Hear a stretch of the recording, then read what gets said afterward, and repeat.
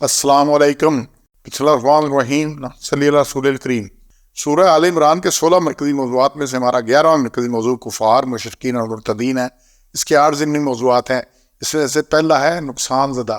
نقصان پہنچ چکا ہے ان کو، زدہ جس پہ ہو چکا ہے، جیسے سیلاب زدہ ہوتا ہے، آفت زدہ ہوتا ہے، تو یہ نقصان زدہ ہے۔ 3 نکات ہیں جی۔ پہلا نقطہ آیت نمبر 85 ہے، اسی میں بات ختم ہو جاتی ہے 85 میں۔ بعد پھر بھی آگے میں بات ہے کہ تمام غیر مسلم قیامت میں نقصان اٹھائیں گے۔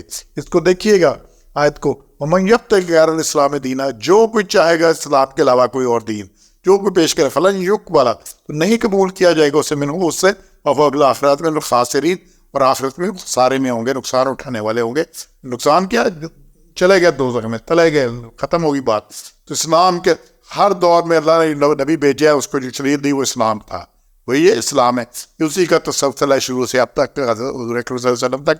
اس کے علاوہ جو کوئی ہے، جس کا بھی کوئی نام ہے جو اسلام نہیں ہے، وہ غیر اسلام ہے۔ سمجھے؟ غیر الاسلام ہے، وہ کیا ہے؟ غیر اسلام ہے۔ بات 2 ہے، اسلام یا غیر اسلام۔ تو جو غیر اسلام ہے وہ سارے خسارے میں ہے۔ پھر دوسرا نقطہ ہے جی، سب اللہ تعالیٰ کا کچھ نہیں بگاڑ سکتے 176 میں سے۔ اور تیسرا کفر میں ان کی تیزیوں کے سبب ان کا آخرت میں کچھ حصہ نہیں ہوگا، تو یہ کچھ نہیں بگاڑ سکتے۔ یہ 176-77 میں اللہ نے کہا ہے، اس میں اللہ نے کہا کہ جو لوگ جو دوڑتے ہیں وَلَا يَذْكُرُ الَّذِينَ يُسَارِعُونَ فِي الْكُفْرِ، بڑی صورت کے ساتھ، تیزی کے ساتھ کفر میں دوڑتے ہیں، إِنَّهُمْ لَنْ يَضُرُّوا، وہ نہ بگاڑیں گے اللہ شيئا، اللہ کا کچھ بھی، اللہ کا کچھ نہیں بگاڑ سکتے۔ یہ اپنی تیزیاں ان کے اپنے گلے پڑنی ہے۔ اور پھر اسی میں 170 میں إِنَّ الَّذِينَ اشتروا الكفر بالایمان، اور جنہوں نے مول لیا کفر کو ایمان کے بدلے میں، وہ لن یضروا اللہ شیئا، وہ نہیں بگاڑتے اللہ کا کچھ بھی۔ وَلَهُمْ عَذَابٌ أَلِيمٌ، ان کے لیے بڑا المناک عذاب ہے، علیم عذاب ہے، بڑا سخت عذاب ہے۔ تو یہ اللہ نے ان کے لیے یہ بتایا۔ اور دوسرا ہے ان کے لیے توبہ۔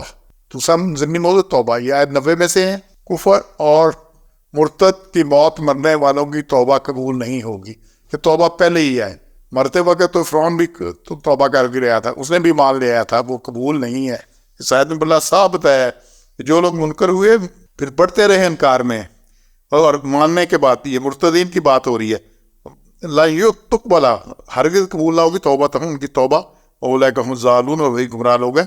تو یہ جس نے ابتداء اختیار کیا ہے، کفر اختیار کیا ہے، ان کی توبہ بھی اللہ کہتا ہے قبول نہیں ہونی۔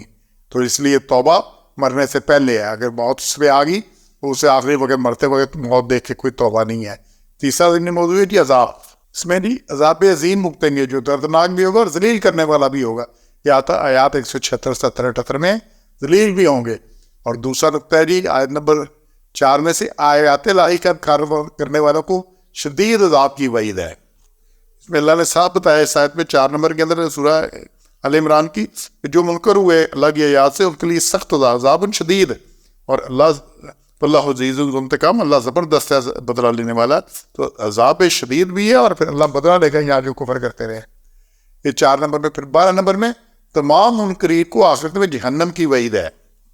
اس آیت میں اللہ نے بڑا واضح کہا ہے، ستغلبون وتحشرون الی جہنم، یہ سب مغلوب ہوں گے اور ہنکے جائیں گے، وتحشرون، کٹے دیے جائیں گے جہنم کی طرف، جو کہ بڑا ہی برا ٹھکانہ ہے کہ اللہ نے یہاں دیا۔ پھر 86 میں ہے، مرتد ظالم ہے، ان کے سے ہدایت سلب کر لی جاتی ہے۔ اسی طرح جو بدعتی ہے وہ بھی، اس سے بھی ہدایت سلب کر لی جاتی ہے، کیونکہ وہ نیک کام سمجھ کے کرتا ہے، اس سے ہدایت آتی ہی نہیں ہے۔ اور پھر 87 میں ہے، اللہ تعالیٰ فرشتے اور باقی سب کی لعنت ہے ان پر۔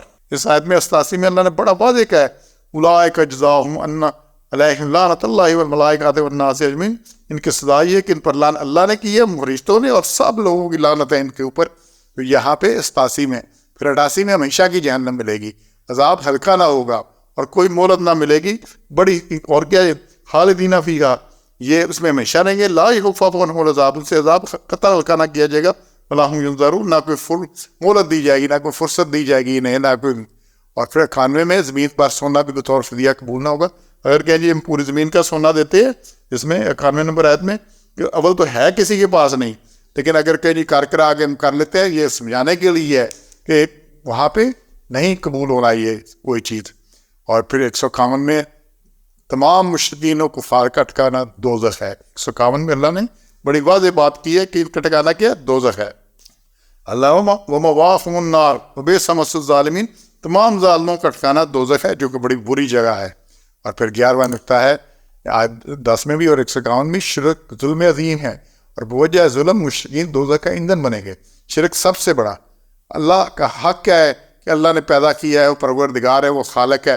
اب جو کچھ شرک کرتا ہے کسی درجے میں، کسی دور سے مخلوق کو خالق کے برابر کرتا ہے، اس میں شریک کرتا ہے، یہ اللہ پر ظلم ہے، تو پھر کیا ہوگا؟ پھر یہ دوزخ کے ایندھن بنیں گے۔ یہ آیت 10 اور 151 میں اللہ نے بڑا کلیئر بتایا ہے۔ سبحان ربک رب العزت عما یصفون وسلام علی المرسلین والحمد للہ رب العالمین۔